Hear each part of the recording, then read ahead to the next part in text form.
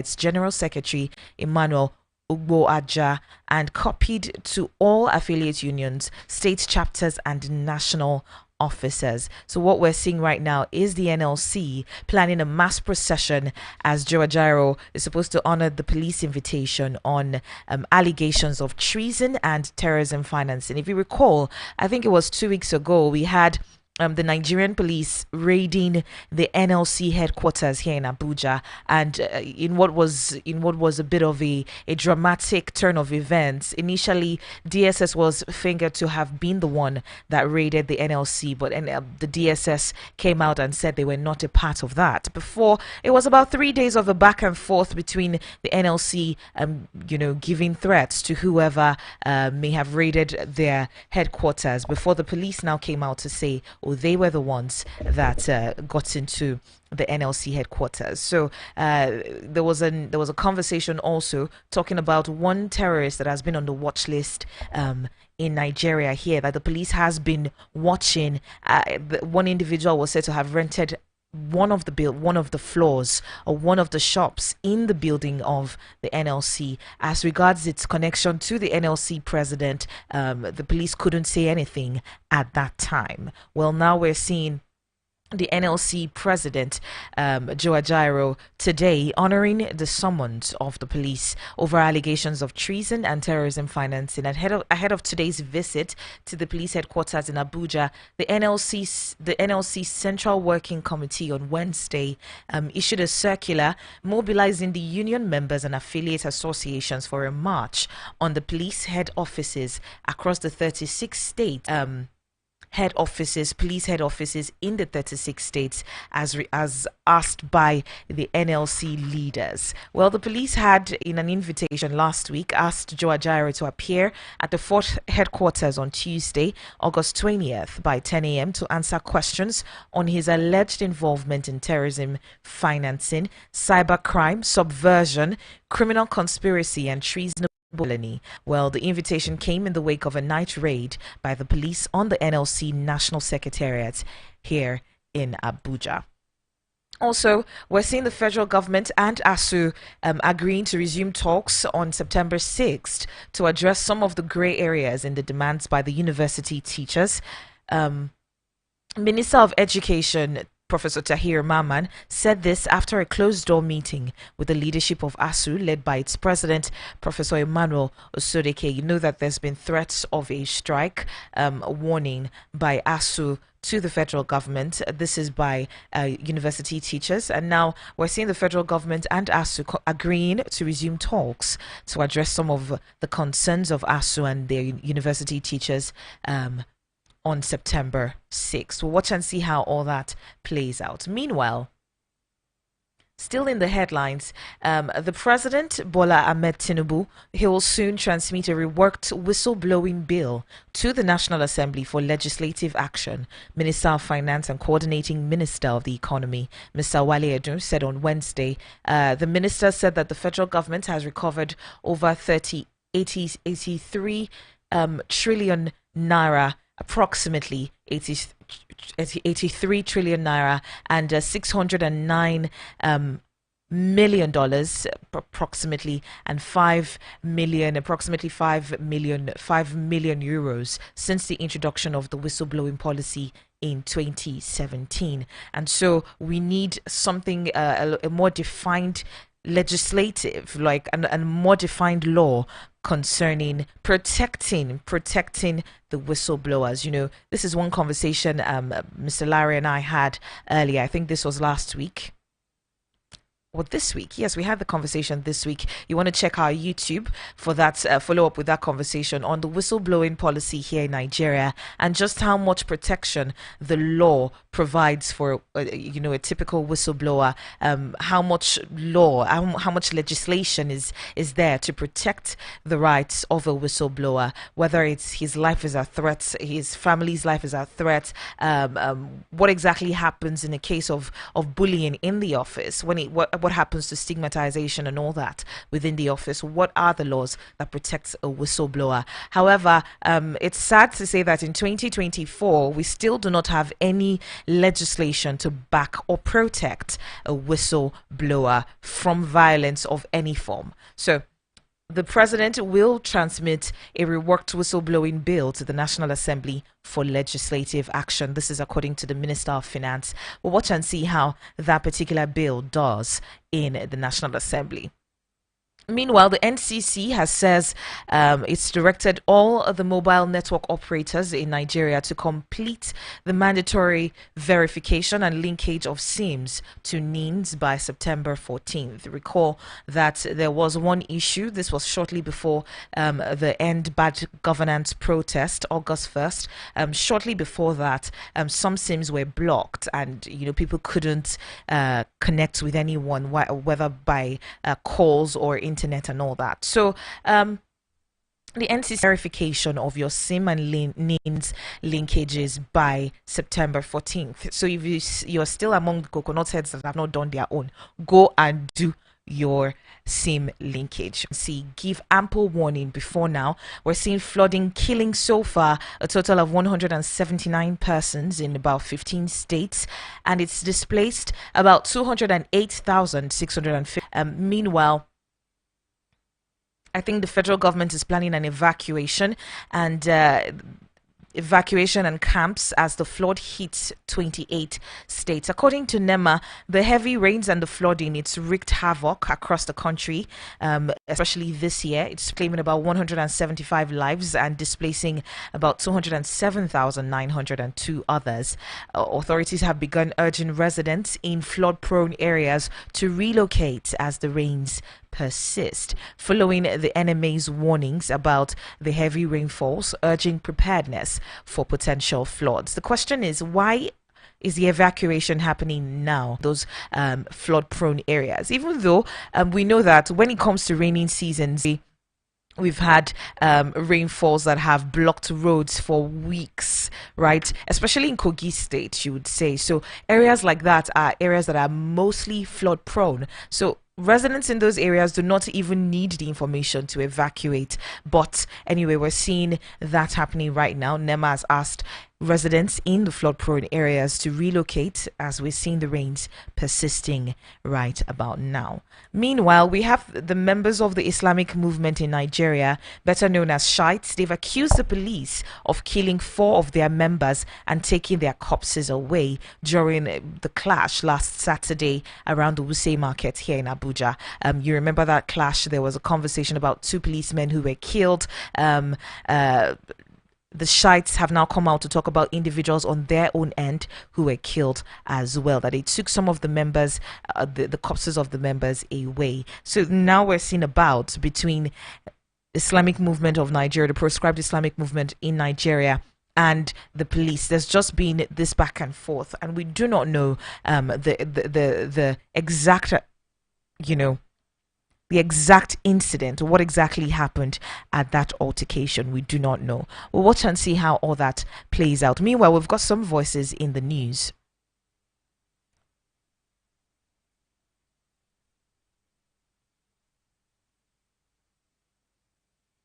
All right, we have a conversation here that was had with a Ned Nwoko who was talking about people think there is no money in Nigeria, but we have money in the country, and he wants the humanitarian ministry replaced. That's what the Senator Ned Nwoko wants. He wants the humanitarian ministry replaced. Let's listen to what he had to say, especially in light of the conversations that has been had concerning the Orosai's report. Let's listen to what he has to say.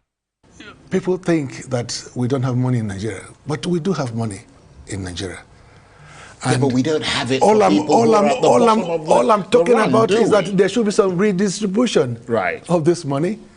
So if you're taking 5% from this first line charge from the Federation account, where money is shared every month to the local government, states, and federal government, you just take 5% of that money at source and put into that particular fund.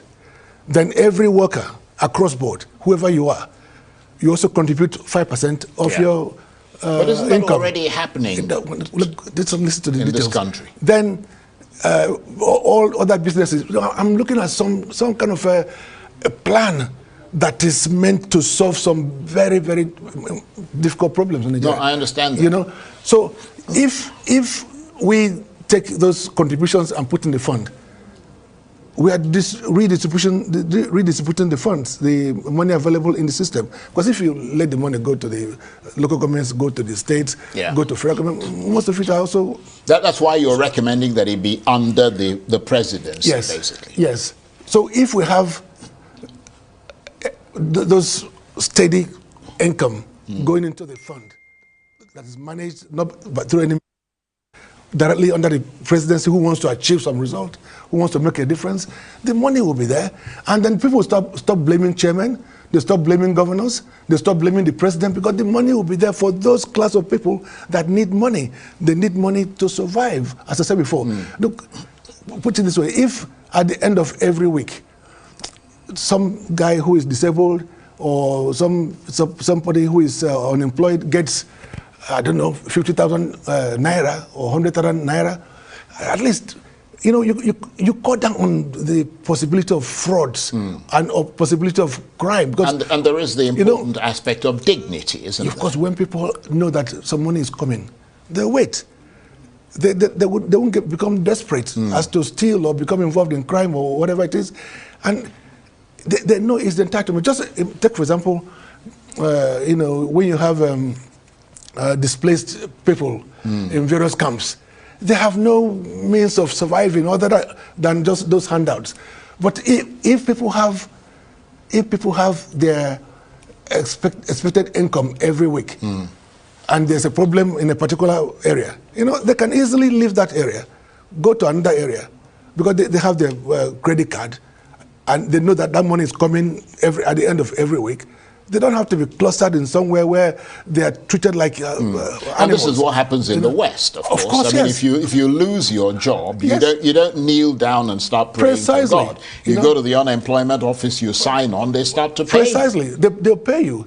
That's why those who are working should also be benevolent enough to say, okay, you know what, we're working, we can make 5% contribution towards this fund. And that also goes to them when they retire. Oh, of course. It goes to them when they retire. So it's not just them doing something. Or it goes to them if they become unemployed. Yeah. Do you understand that? So if you have been working and you've not made any contribution to that fund, and you become unemployed, you cannot be entitled to receive any support from that fund. It's a very simple thing. Yeah, but it would be compulsory though, wouldn't it? I mean, you would compulsorily take that money. It is a compulsory, a bit like a tax. Yes, it is compulsory for all employers and all agencies and all companies to do that. But you still find some employers who rather, pay and let the employees decide whether to make the contribution or not. Yes. All right. Well, what do you think about that? Do you think that Nigeria has so much money? If yes, why are we still borrowing and borrowing and borrowing? And then what do you think about this particular idea of having a fund where people who work should send a certain percentage of their salaries at the end of every month, and then put it in that fund, and that fund be used to help people who are unemployed, through the process of unemployment just before they get a job or the other? Well, let me know what you think about it. You can join the conversation 0808 312 8618 0808 312 8618, right? You can also join us live on YouTube at Voice of the People Abuja. You can join us live on YouTube, Voice of the People Abuja. All right, there's been conversations had concerning the state of the nation, and a particular individual, Professor Udenta, founding former National Secretary of Alliance for Democracy, has talked about following the results of the 2023 elections, the president clearly has no mandate. Let's listen to what he had to say about that. Hardly a dent, and the reasons are pretty obvious for those who care to look at this matter in a rigorous manner. Number one, if you don't get the politics right, you never get the economics right. I'm not a policy wonk. I'm not screwed. in issues of microeconomics or macroeconomics or econometrics. No. But I'm very conversant with political economy of power. The Bola Tinubu presidency has abandoned the political state. In 1999, I stressed in that piece, Obasanjo won convincingly, in a way, but elected to build what we can call a lead consensus. He reached out to the other two parties, AD and APP. I was involved, and altogether put together some loose government that harmonized interests of the Nigerian elite as a prefix to building national consensus. He established the Office of Inter-Party Affairs and appointed the chairman of APP, then Senator Mahmoud, to take charge. When the elite see that the government is inclusive and participatory, then the elite will support the government in re-engineering the economic order. But this time in 2023, I'm not tired of repeating it. This President Bola Tinubu has literally no mandate. We have 230 million Nigerian citizens, or thereabout. 93 million registered with INEC. 26% of these 93 million participated in the last election. And he garnered 36.7% of the 23% of the 93 million. That is not a mandate. Sorry, Attorney General, the president has got very weak mandate. He needs, therefore, to reach out to the political leaders of this country, those who he defeated in the last presidential election, the leaders of the 3, 4, 5 major political parties, civic leaders, leaders of the media world and space and the business community. Together you can sit down to fashion policy and together you can sit down to fashion policies and programs that can impact on the people. Unless you do so, it will not work. How about the recent meeting? Sorry, how about the recent National Council of State meeting? Was that not part of the political class, political elite, bringing them together? Then he's appointed a PDP man as FCT minister as well. Drainage and autonomy of those parties.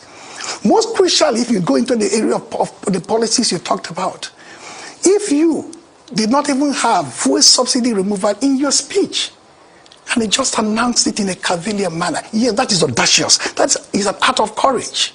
You can say, you are treading where angels feared to tread in the past. But what did you have in place? Because the moment you take that squeeze out of the people's breath, every other thing will fall down. The market they go to, the garri they buy, the rice they buy, the beans they buy, the clothes the children wear, the school fees, the transportation costs, everything will skyrocket.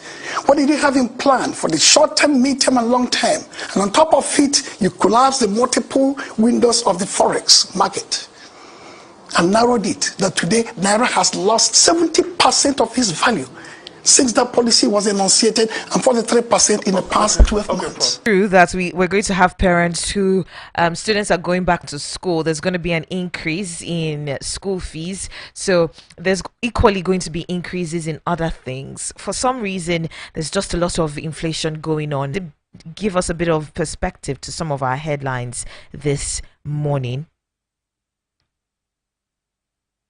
I'll take a break and pay some bills. I'll be back in a moment. Stay tuned.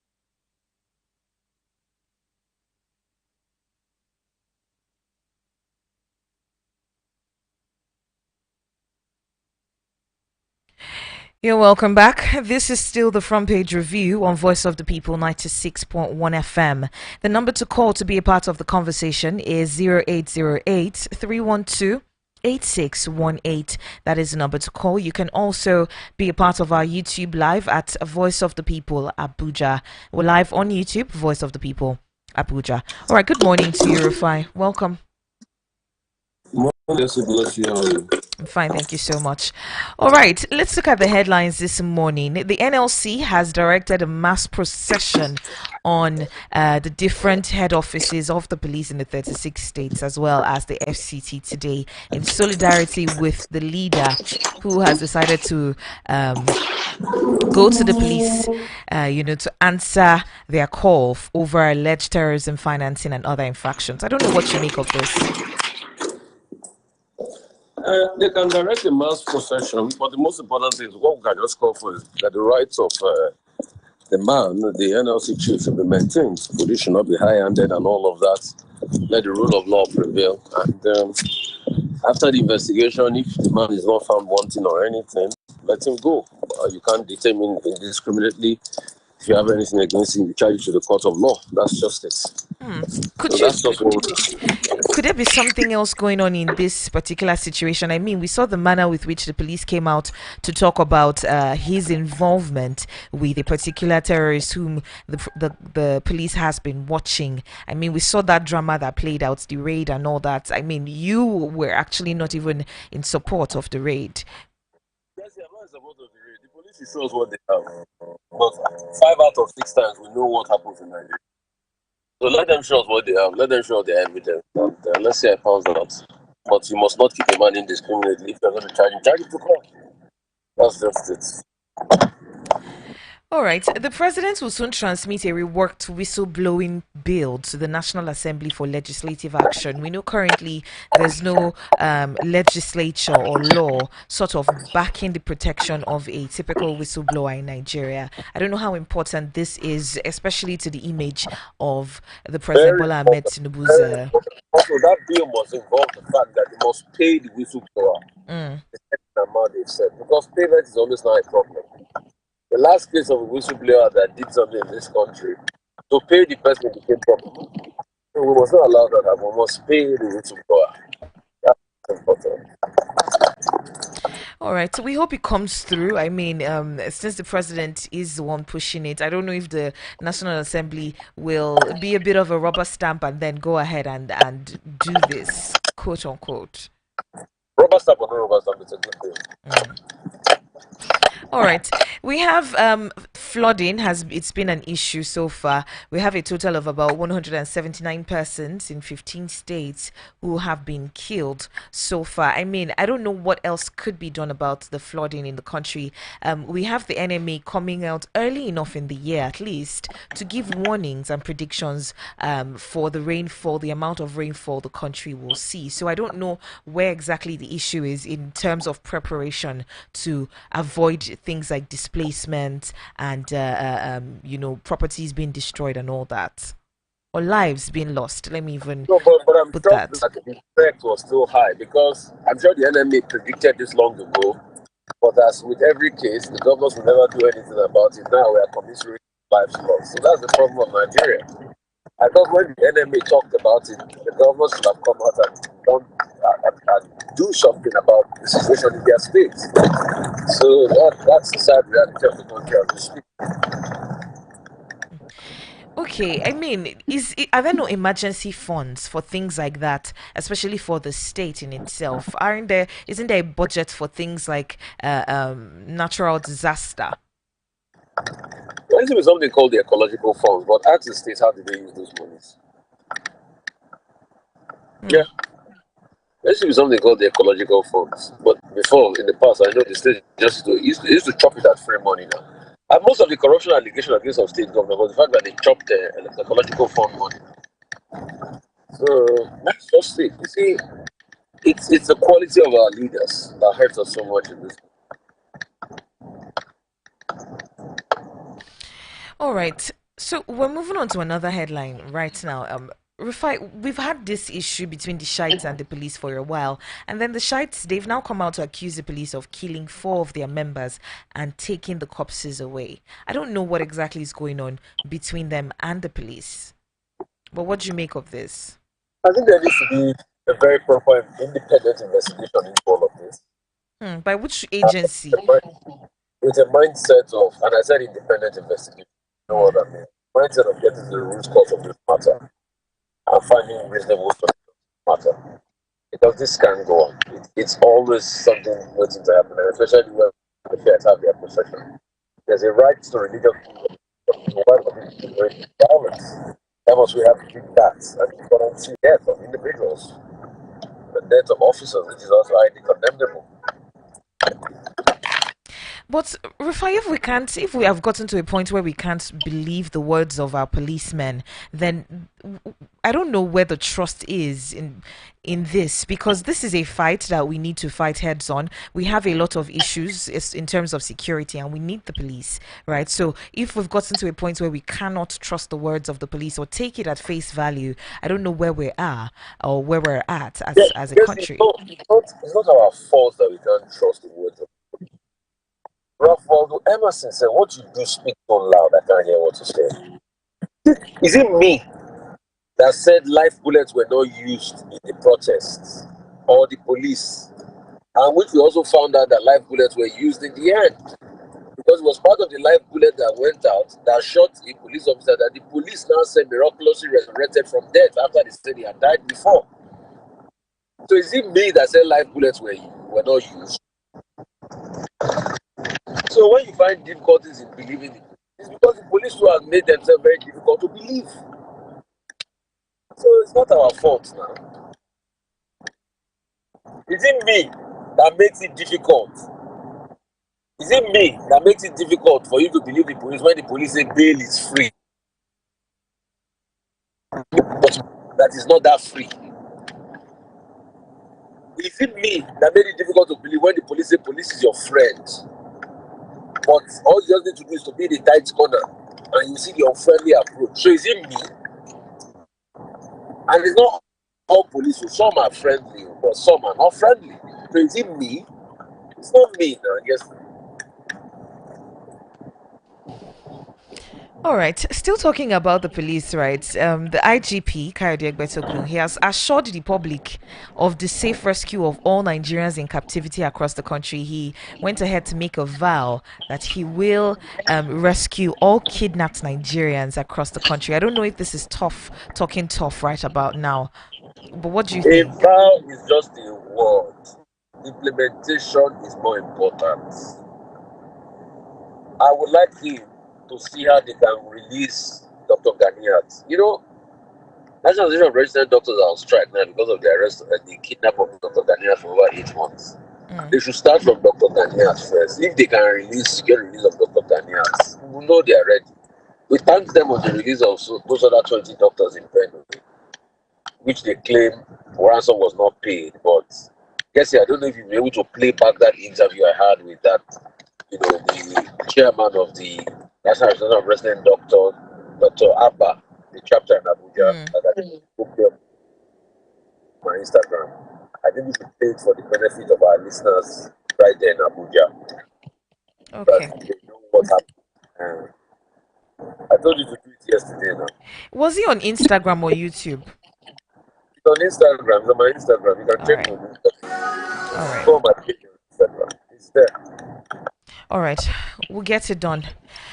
Okay.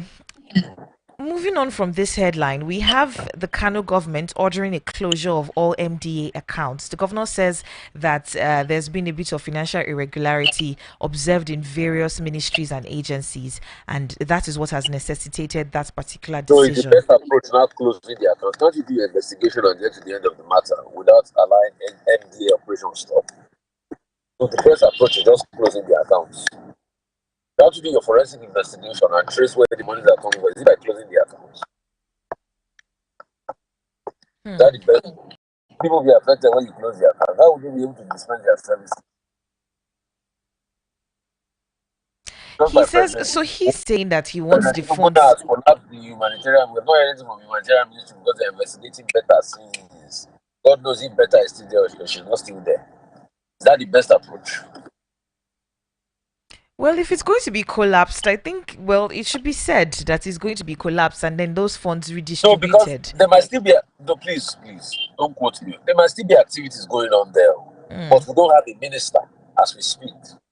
I don't know if you get my point. I get you. So we don't have a minister as we speak, and we've not heard anything as regards that case. So hasn't this investigation finished all this while? Or maybe he's working on that ground that we don't know. You know, anything is possible in Nigeria. I don't know. I'm asking questions. So. All right. I think Kano State is one state that is undergoing a bit of a rejig because there's going to be the Kano State IRS, the chairman of the Kano State IRS, Zaid Abubakar. He unveiled a new plan of tax collection under the Unified Treasury account, and he said that the system will help increase revenue for Kano State and curb the misappropriation of government funds and all that. We'll watch and see how that plays out, especially for the benefit of the people of Kano State. I just hope that money is used for the benefit of people of Kano State. All right. Rufai, before you go, there's a particular issue with a Canada-based woman who has been inciting a bit of violence towards I think that woman should be charged to court. She should face the full wrath of the law. You can't come and incite hatred and violence and say they should kill people. I mean, how does she even think? And what makes up her mindset? You don't do that. I don't know why there's so much hatred and violence in people. So I think you should face the full wrath of the law. Pure and simple. It's not even controlled. What could have happened to make a woman call for the poisoning of Nigerians of Yoruba and Benin descent? Whatever it is, the world doesn't have a space for vile rhetorics like that. It's not fair. It's not fair. You shouldn't do it. All right. Just how important is this issue? I mean, is it something that, because she could argue that she has a bit of freedom of speech in terms of she can say whatever she wants to say, but... No, but it's wrong. It's wrong. You also have to be considerate. If you have, for those purveyors of freedom of speech, let people say what they have to say. With due respect. When they say those things in return to you, if that same woman heard those words said in return, how will she feel? Bigotry must stop. Hatred must stop. They can't build anything this way. Have people been hurt in the past? Yes. Do people have a right to be angry? Yes, I will never mitigate anybody's anger. But is anger the way forward? No. Can we find a common ground? Yes. So we must stop all this bigotry. And I've been doing a lot as regards campaigns, as regards this. I've been doing a lot.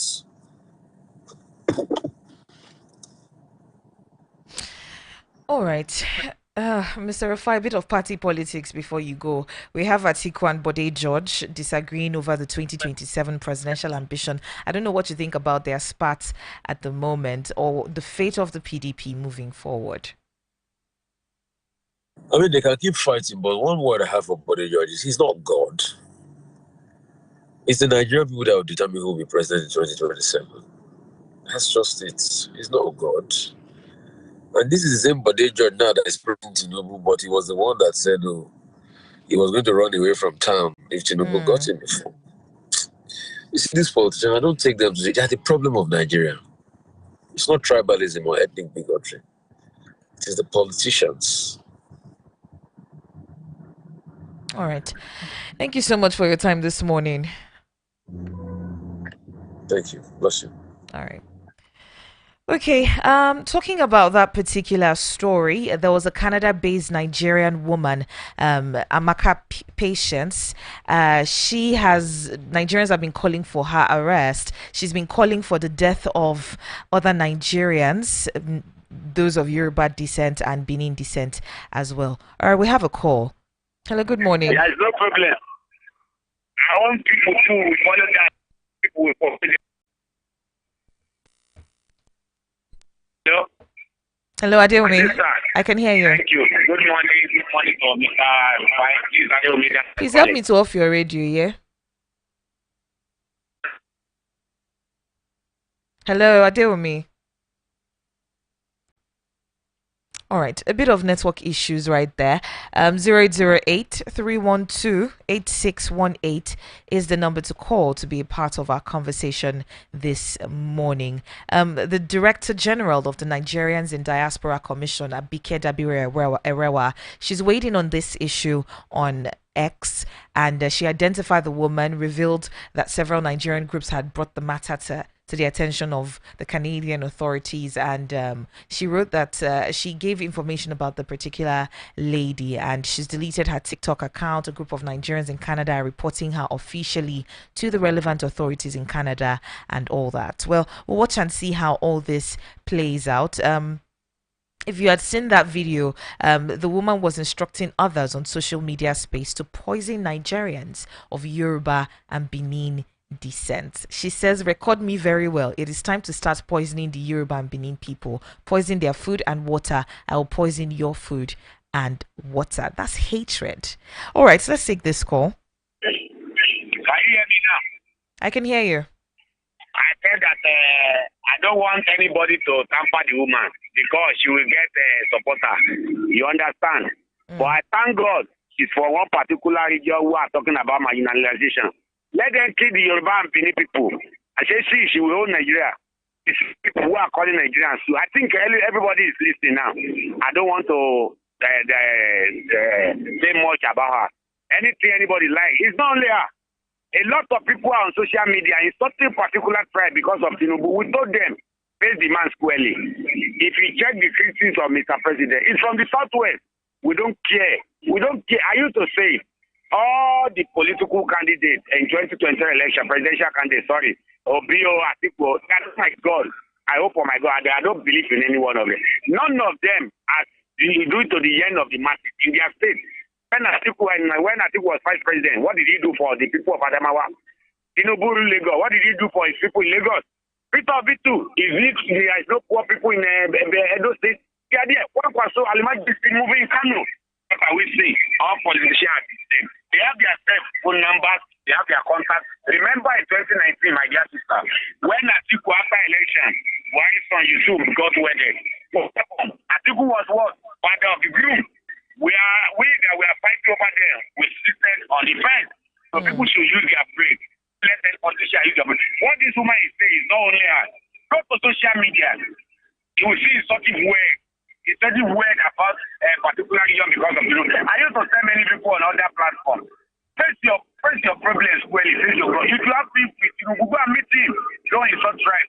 Why do you rule Nigeria for 8 years? She's an imaginary finishing there. Today, she's in the insecurity there. It's not about us. It's about them. They are not safe for us. People should stop all this. The statement she made is only a lot of people have been saying, yes, say it well. But when you poison me, what are you going to gain? Will you take my property? Will you take my car? Will you take my house? Let her say anything she wants. I don't want anybody to go out. Before you know that, she'll get a sympathy for our people. You hate us. You marginalize us. Blah, blah, blah. So when somebody called Nigerians too, they didn't say what he says is wrong. When they have problems, they begin to talk. Look at what is going on in Southeast. Why can't she talk about that? Look at yesterday, every one of you media read about insecurity that is going on in Southeast. What is going on in Southeast is man-made. They should not allow it to happen. All this kidnapping of a thing that is going to happen in Imo, in Apia, is not made. Why can't she talk about that? If she wants us to be poisoning, Yoruba and Benin people, where they are heading, let them poison us. God bless Nigeria. God bless you, my guest. I don't want to say much this morning. Thank you. All right. Thank you so much, Adeomi, for your time this morning. All right. Thank you so much for listening. You on the other end of the radio. We'll take a break right now, pay some bills. When I come back, I'll be speaking with Larry Oguego in a moment. And we're talking about this issue of the age restriction that the federal government, through the Minister of Education, talked about giving 18 years of age as the limit for those who be able to write WAEC and NECO examinations, getting out of secondary school and getting into the university. I mean, some group of Nigerians are feeling a bit ostracized by that. You have very intelligent individuals, just because they're below 18, who will be disenfranchised, who have to wait, whether for 2 years or 3 years, just to be able to get into the university, even though they're brilliant enough. We'll have that conversation with Larry in a bit, but you